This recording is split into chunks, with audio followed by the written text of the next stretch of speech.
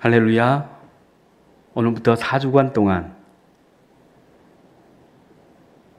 야베스의 기도에 대해서 생각하면서 은혜 나누고자 합니다.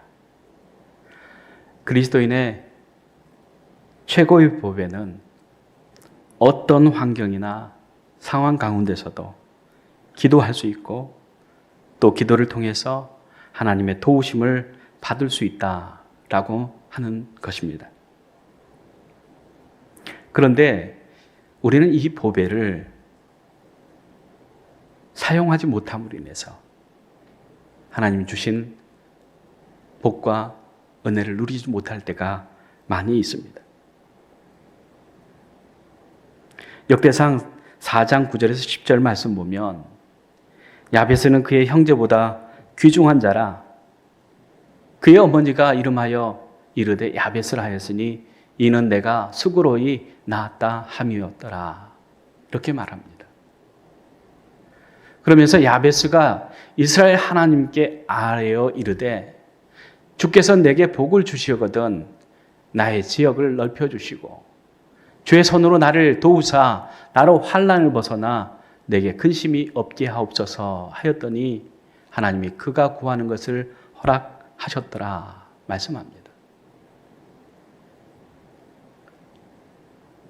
이슬비 전도 편지의 여운학 장로님이 계셨습니다.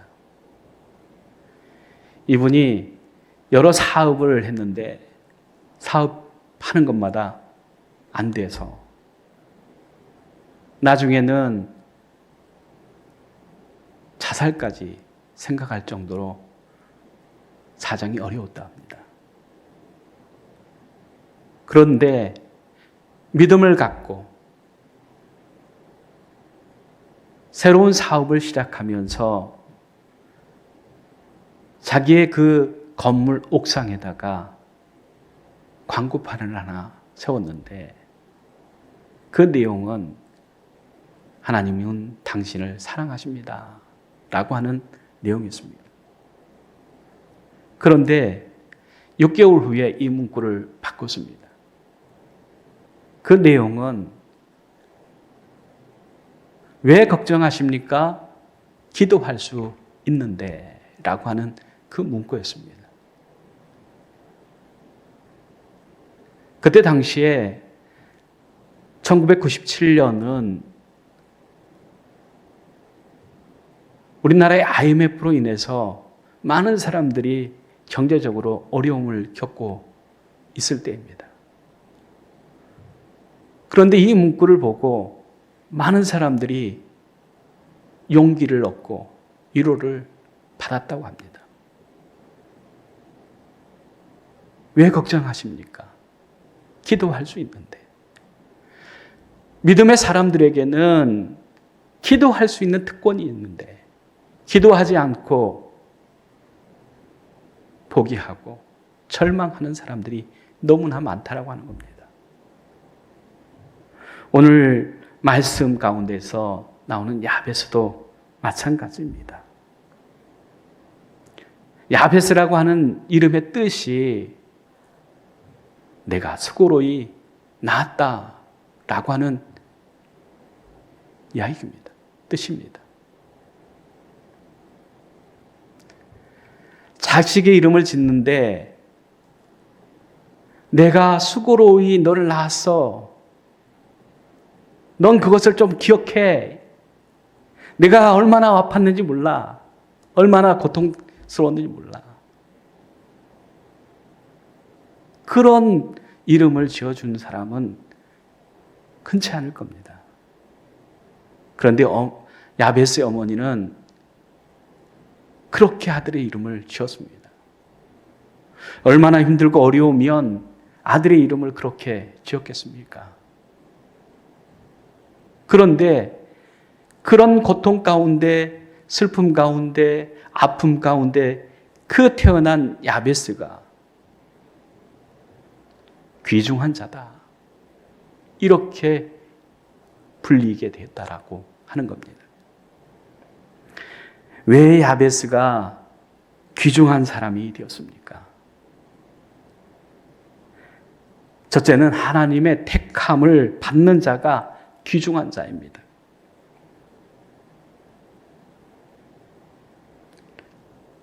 구약 성경의 야곱의 장자는 루벤입니다. 레아를 통해서 아들을 낳았는데 그 첫 아들이 루벤입니다. 그러면 장자의 축복은 이 장자로 태어난 루벤이 받아야 되는데 야곱은 그 장자의 축복을 요셉의 두 아들에게 줍니다. 야곱이 에브라임과 므낫세를 자기의 아들로 삼고 그들에게 장자의 축복을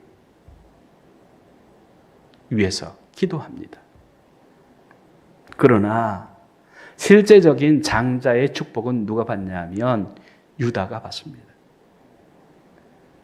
유다는 개인적으로 흠이 많은 사람입니다.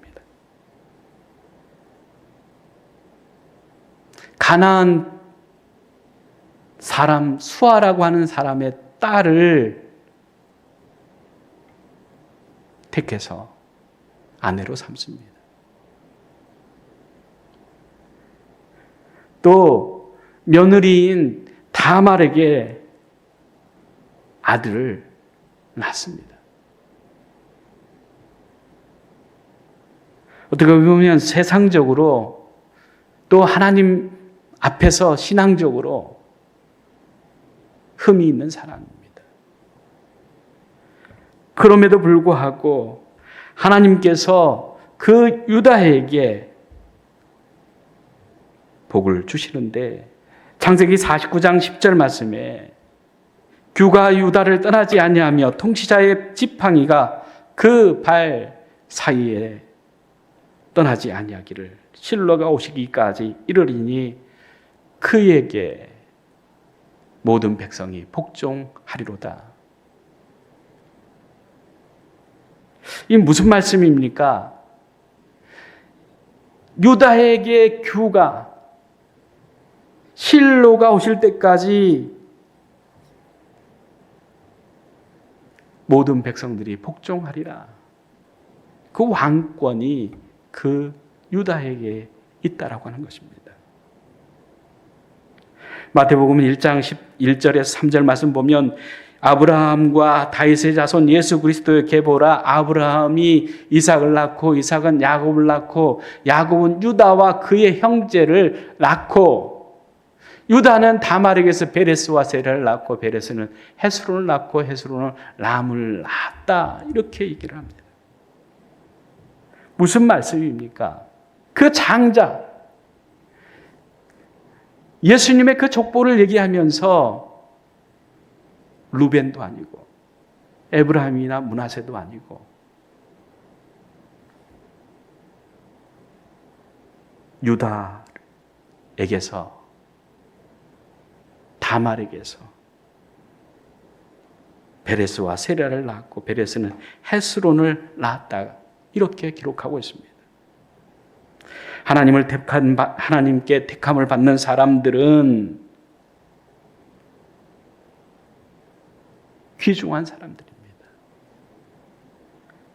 그런데 하나님께서 택하신 사람들은 우리가 생각할 때 혈통으로나 육정으로나 사람의 뜻으로 되지 않고 오직 하나님께로 택함을 받는 사람들이 귀중한 자가 되어진다라고 하는 것입니다. 베드로전서 2장 9절 말씀 보면 그러나 너희는 택하신 족속이요 왕같은 제사장들이요 거룩한 나라요 그의 소유가 된 백성이니 이는 너희를 어두운 데서 불러내어 그의 기이한 빛에 들어가게 하신 이의 아름다운 덕을 선포하게 하려 하심이라 말씀합니다. 너희는 택하신 백성이요 족속이요 왕같은 제사장이요 거룩한 나라 소유된 백성 그렇게 말씀합니다. 택하신, 불러주시고 왕같은 제사장으로 거룩한 나라로 하나님의 소유된 백성으로 삼아 주시는 사람, 그 사람이 귀중한 사람입니다. 우리는 하나님께서 애정하시고 택하셔서 하나님의 자녀 됐을 뿐만 아니라 하나님의 자녀로서 누릴 수 있는 모든 복을 우리에게 주셨습니다. 뿐만 아니라 하나님의 나라, 영원한 천국을 우리에게 주셨습니다. 하나님께로부터 택함을 받은 사람이 귀중한 사람입니다. 두 번째는 하나님께 쓰임받는 사람이 귀중한 사람입니다. 사도 바울은 디모데전서 1장 15절 말씀에 밉보다 모든 사람이 받을 만한 이름 말이여 그리스도 예수께서 죄인을 구원하시려고 세상에 임하셨다 하였도다. 죄인 중에 내가 괴순이라 말씀합니다. 사도 바울은 자기가 자기 자신을 보더라도 너무나 부족한 사람이고 뿐만 아니라 죄인 중에 괴수 같은 나를 하나님께서 택하여 불러주실 뿐만 아니라 하나님의 나라와 하나님의 뜻을 위해서 주의 복음을 위해서 쓰임받는 자로 하나님께서 세워주셨다라고 하는 그 사실을 일평생 감사하면서 살았습니다. 디모데전서 1장 13절 말씀에 내가 전에는 비방자요, 박해자요, 폭행자요, 내가 믿지 아니할 때는, 내가 예수 그리스도를 알지 못했을 때는 복음을 방해하는 방해자고, 박해자고, 폭행자였다. 이렇게 자기를 얘기합니다. 그런 나를 하나님께서 택해 주시고 하나님의 나라와 하나님의 뜻을 위해서 복음을 위해서 사용하시고 계신 사용해 주시는 하나님의 써주시는 하나님 앞에 늘 감사와 찬송과 영광을 돌리는 거 아니겠습니까? 고린도전서 4장 13절에 비방을 받은 즉 권면하니 우리가 지금까지 세상의 더러운 것과 만물의 찌꺼기같이 되었도다. 이렇게 얘기를 합니다.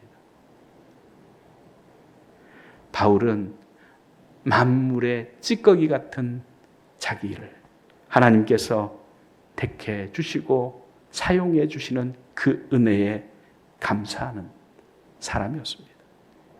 골로새서 1장 23절에서 25절 말씀 보면 만일 너희가 믿음에 거하고 더 위에 굳게 서서 너희 들은 바 복음의 소망에서 흔들리지 아니하면